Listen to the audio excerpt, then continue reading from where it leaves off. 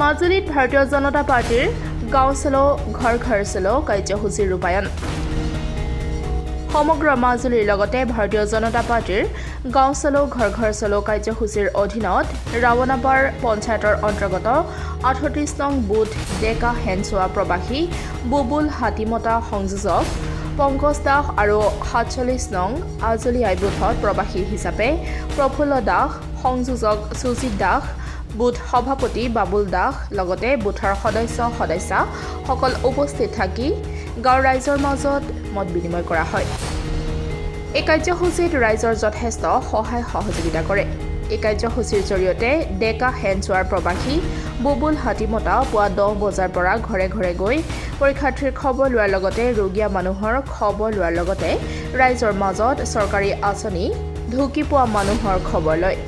অন্যহাতে ৪৭ নং বুথত প্ৰবাসী হিচাপে প্ৰফুল্ল দাস তেওঁ ৰোগীয়া মানুহৰ খবৰ লোৱাৰ লগতে ৰাইজৰ মাজত চৰকাৰী আঁচনিৰ ঢুকি পোৱাৰ মানুহৰ খবৰ লয়।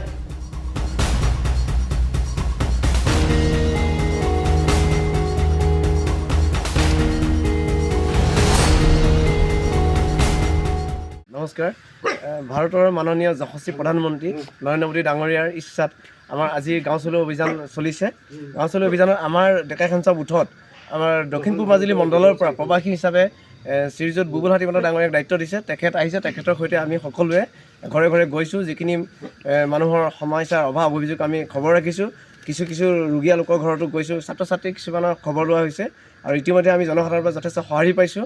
আৰু চৰকাৰখনে ৰাইজৰ হৈ যিখিনি কাম কৰি গৈছে সেই কামবিলাকৰ ওপৰত বা তেওঁলোকৰ আঁচনিবোৰৰ ওপৰত ৰাইজ জনসাধাৰণ যথেষ্ট সুখী হৈছে আৰু আহি থকা সময়তো এই চৰকাৰখনৰ পৰা বিভিন্নখিনি যথেষ্টখিনি আশা কৰে আৰু আমিও তেখেতলোকক এই চৰকাৰখন পুনৰবাৰ আহি জনসাধাৰণক এনেকৈ উপকৃত কৰিম বুলি আমিও আশাবাদী। ধন্যবাদ।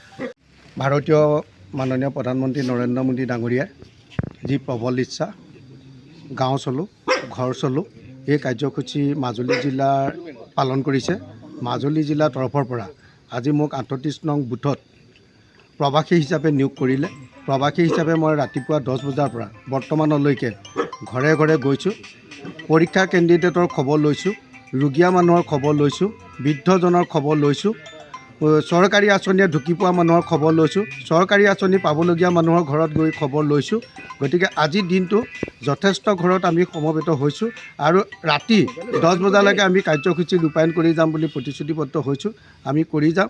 আমাক যি দায়িত্ব দিছে নতশিৰে পালন কৰি যাম আৰু আগন্তুক দিনকেইটাত ভাৰতীয় জনতা পাৰ্টিৰ হৈ মাজুলী ৩৮ নং বুথত আজি সমবেত হোৱা সমূহ কৰ্মকৰ্তাৰ আগত ৰাইজে যথেষ্ট সঁহাৰি জনাইছে। আমি আশাবাদী আগন্তুক লোকসভা নিৰ্বাচন, বিধানসভা নিৰ্বাচন, পঞ্চায়ত নিৰ্বাচনত আমাৰ জয় অনিবাৰ্য।